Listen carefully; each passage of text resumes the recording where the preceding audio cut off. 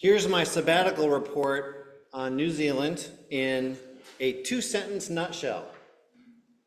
We went seeking awe. We were not disappointed. Take, for example, and this is just one small example, the New Zealand glowworm, Arachnocampa luminosa, which sounds like nothing so much as a Harry Potter spell for summoning magically illuminated spiders. On our fourth day in country, we did a guided excursion to encounter these little critters, hiking up into the colossal roar of a cave system that ran upstream along an underground river.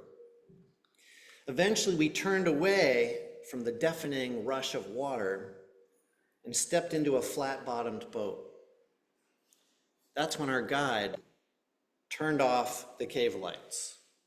Sorry, I'm also Zoom host today. There we go. That's when our guide turned off the cave lights. I could barely make out the shadow of him as he pulled us deeper into the dark by a metal chain fastened somewhere in the interior.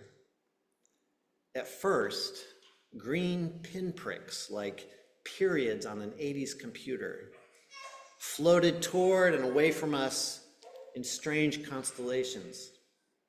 Then came thicker galaxies. Every so often, the boat shuddered against a rock. We were in some kind of cavernous pool now, and the guide began to turn us in slow revolutions. The galaxies wheeled around us, close enough to touch, and then seemingly light years distant. As black as it was, there was still a sense of depth to their light. At one point, Nan tapped my ear to call attention to an occasional crackle from the cave wall, like a small burst of radio static. Was it the worms themselves signaling to each other across the emptiness? I felt like mere consciousness floating in deep space, past galaxies, suns, the planets and their courses. I thought about how our atoms are the same material that comes from stars. This could be what death is like, I thought. Remember that you are stardust, and to stardust you will return. It was a textbook experience of awe. There in the presence of magisterial beauty, unearthly beauty, I felt humbled and small, yet also filled up and alive. Friends, I could draw the curtain down on that scene and call it a day. Mission accomplished. But let's take it a step further. And heads up, this gets a little unpleasant and gross for a minute. Back at the visitor center, I learned that Arachnocampa luminosa is not in fact a worm at all, but the larval stage of a kind of fly. They hang lines the way spiders spin webs. And when they catch other insects like moths, they gain entry through an eye and then chew through the organs inside the exoskeleton while the moth remains alive, sometimes for as long as a day. I know, kind of gross. So these beautiful, delicate tails of light are actually a lure to ensnare and consume other animals in a pretty torturous way. The world is a beautiful place, and the world is a cruel place. I wanted to be spiritually fed by awe, and I was, but the awe also pointed to some uncomfortable questions. How can life be so gorgeous and so vicious at the same time? The delivery on God's promises is not quite what you expect, is it? That's the dynamic I see in today's story from Exodus 16. The Israelites submit their petition to management as they're out in the wilderness. We need food. Union spokesman Aaron comes back from the negotiating table, or should I say tablet, to announce the news. Draw near, for management has heard your complaining. The new contract guarantees meat in the evening and bread in the morning, enough for all to eat. The crowd whoops. Caps are tossed in the air. 2 squares a day, hot diggity. And at first it all unfolds according to plan.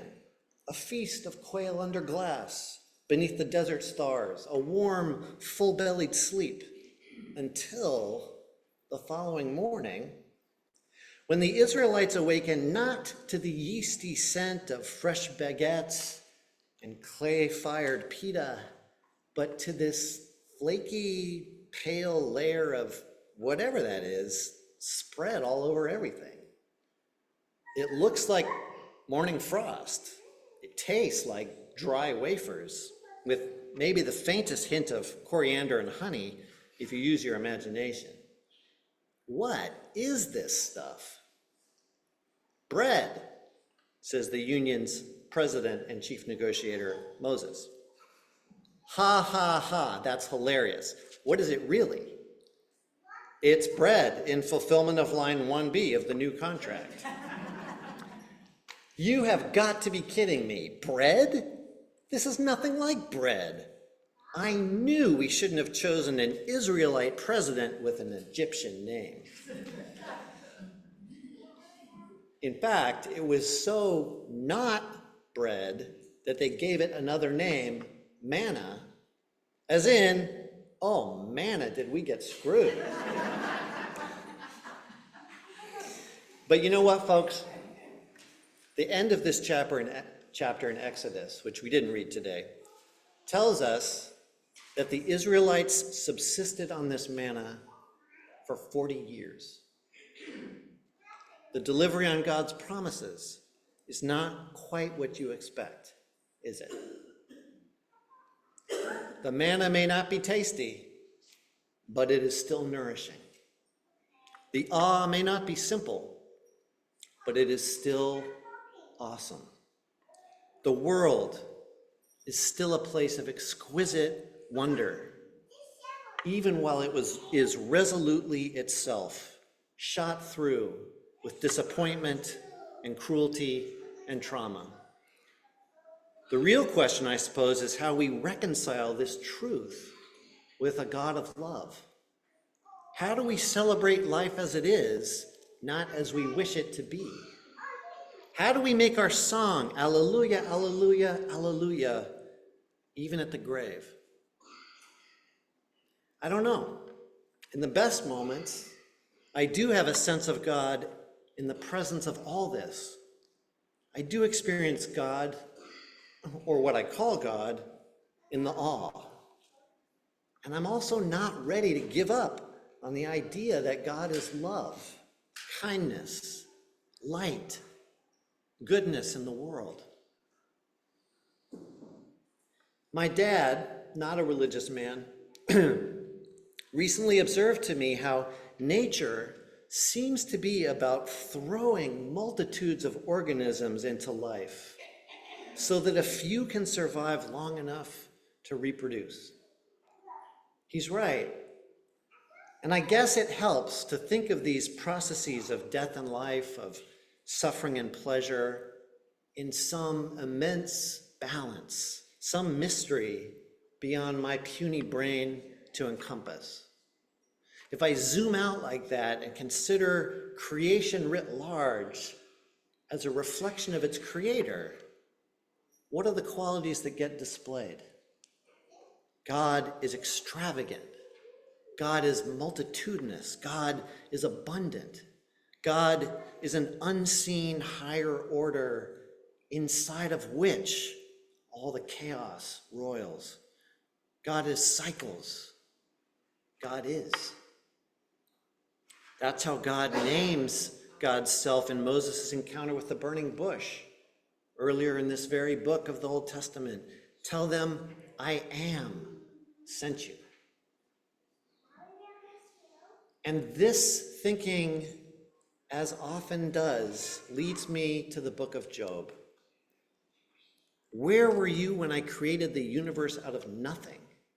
God asked Job after Job has spent some 38 chapters whining about his suffering, arguing with friends that he doesn't deserve it, and even attempting to put God on trial for putting him through it.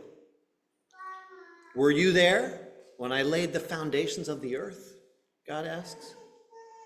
God goes on in this way for a few dozen verses, naming the awesome glories of creation and generally contrasting God's own immensity with Job's eensy-weensiness. And the brilliance of this book is that this answer, which is not an answer at all, satisfies Job. Perhaps it right-sizes Job, as we 12-steppers say.